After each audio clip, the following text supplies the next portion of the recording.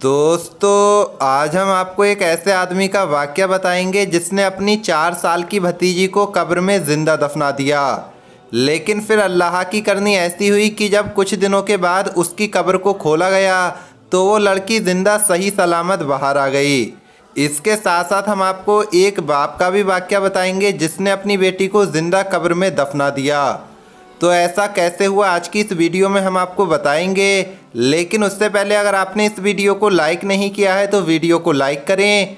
अगर आपने अभी तक हमारे यूट्यूब चैनल को सब्सक्राइब नहीं किया है तो चैनल को सब्सक्राइब करके बेल आइकन ज़रूर दबा दें।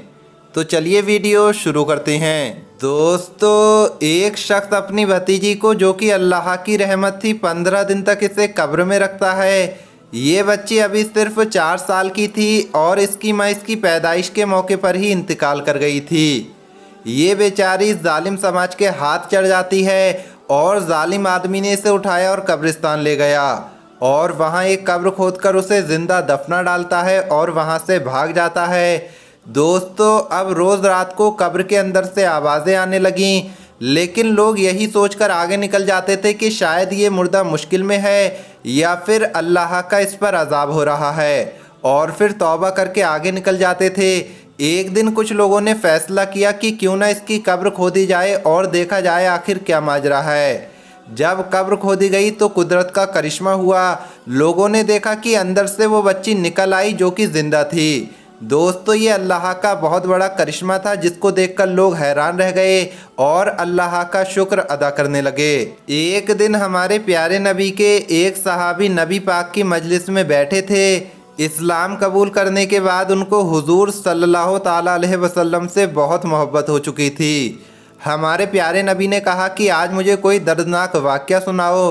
तो उन्होंने कहा कि या रसूल अल्लाह सल्लल्लाहु ताला अलैहि वसल्लम, अब तो आपकी नज़र करम के सदक़े हमारे दिल बदल चुके हैं, लेकिन ज़माना जahलियत में मैं बहुत जालिम आदमी हुआ करता था। मैं इतना बड़ा जालिम था कि पूरी बस्ती मेरे जुल्म की वजह से मुझसे डरती थी। लोग मुझे बहुत बहादुर मानते थे क्योंकि हम इस्लाम से पहले बच्चियों को ज़िंदा दफन कर दिया करते थे, और मैंने अपने इन जालिम हाथों से गाँव की 80 से ज़्यादा बेटियों को ज़िंदा दफन किया है। ये सुनते ही हमारे प्यारे नबी की आंखों से आंसुओं की छड़ी आ गई और आप सल्लल्लाहु ताला अलैहि वसल्लम ने फरमाया, ये सब करते हुए तुम्हें ज़रा भी खौफ नहीं आया, ज़रा भी शर्मिंदगी महसूस नहीं हुई? तो उन्होंने कहा कि या रसूल अल्लाह, एक बार तो मेरे भी रोंगटे खड़े हो गए थे जब मैं कारोबार के लिए दूसरे शहर जा रहा था और मेरी बीवी पेट से थी। मैंने अपनी बीवी से जाते वक्त कहा था कि सुन, अगर बेटा पैदा हुआ तो उसकी अच्छी परवरिश करना, उसका ख्याल रखना, और अगर बेटी पैदा हो जाती है तो उसको जिंदा दफना देना। मेरे जाने के बाद अल्लाह ने उसको बेटी से नवाजा और उसने बेटी की खूब अच्छी तरह से परवरिश की, और जब मैं 5 साल के बाद घर लौटता हूँ तो देखता हूँ कि मेरे आंगन में एक बच्ची टहल रही है। एक नन्ही बच्ची की आवाज़ें मुझे आ रही हैं। मैं उसको देखते ही अंदाज़ा लगा लेता हूँ कि ये वही औलाद है जो मैं 5 साल पहले अपनी बीवी के पेट में छोड़ कर गया था। जब दरवाज़ा खोला तो मैंने उसकी शक्ल देखी तो मैं पहचान लेता हूँ कि ये तो उसी तरह है, अपनी माँ की तरह है। माँ जैसी ही उसकी भवें हैं, वैसी ही आँखें हैं, वैसे ही गाल हैं, और मेरे गुस्से की इंतहा न रही। मैं अपनी बीवी से कहने लगा कि मैं उस वक्त तक खाना नहीं खाऊंगा जब तक इसको ज़िंदा दफन ना कराऊं। मेरी बीवी ने मेरी बहुत मिन्नतें कर डाली, खुशामद करती रही, लेकिन मुझे किसी चीज़ का असर ना हुआ। जब मेरी बीवी को ये पता चल गया कि अब तो मैं ज़रूर दफना कर आऊँगा, किसी भी कीमत पर नहीं मानूंगा, तो मेरी बीवी कहने लगी कि ठीक है, लेकर तो तुम्हें जाना ही है, लेकिन थोड़ी देर रुक जाओ, मैं अपनी बच्ची को तैयार कर लूँ, उसको सुरमा लगा लूँ और उसके बाल संवार लूँ।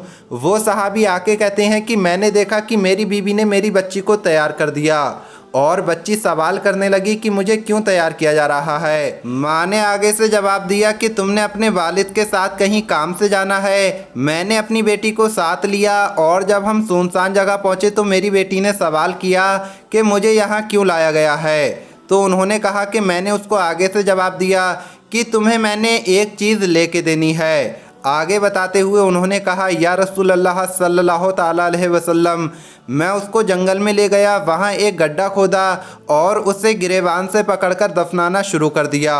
मैंने उसको ऊपर मिट्टी डालना शुरू कर दी। वो रोती रही, मुझे तरस ना आया, चीखें मारती रही, मुझे फिर भी तरस ना आया। मुझसे इल्तिजा करती रही और कहती रही कि मेरा क्या कसूर है, मेरी क्या गलती है, और कहने लगी मुझे ऐसे दफन क्यों किया जा रहा है, मैंने ऐसा क्या काम कर दिया है, मुझे ये जुल्म करके ना मारा जाए, मेरे साथ ऐसा ना किया जाए। अब्बा अब्बा कहकर वो बुलाती रही, लेकिन मैंने उसकी एक भी बात ना सुनी। वो चीखती रही, रोती रही, मुझसे अब्बा अब्बा कहती रही, लेकिन मैं इतना जालिम था कि मैंने उसकी कोई आवाज़ भी ना सुनी। वो मुझसे इल्तिजा भी करती रही, मुझसे बार बार सवाल करती रही, लेकिन मैंने उसकी कोई बात ना सुनी। उसकी आवाज़ सुनकर आज भी मेरे रोंगटे खड़े हो जाते हैं। और जब हमारे प्यारे नबी ने ये सारा वाक़या सुना तो आंखें रो रो कर नम हो गईं, आंखों से आंसू बहने लगे। प्यारे दोस्तों, इस्लाम से पहले बेटियों की कोई इज्जत नहीं थी। लोग किसी बेटी का बाप होने को अपने लिए शर्म की बात समझते थे। लोग अपनी बच्चियों को जिंदा दफना दिया करते थे, और जो कोई भी अपनी बेटी को मारता था तो उसे बहुत इज्जत की निगाह से देखा जाता था। लेकिन हमारे प्यारे नबी हुजूर पाक सल्लल्लाहु ताला अलैहि वसल्लम के आने के बाद बेटी की अहमियत क्या है ये आपने दुनिया वालों को बतलाई। आपने फरमाया कि बेटी अल्लाह की रहमत है। हुजूर पाक सल्लल्लाहु ताला अलैहि वसल्लम ने फरमाया, वो औरत बड़ी खुशनसीब हुआ करती है जिसकी पहली औलाद बेटी होती है।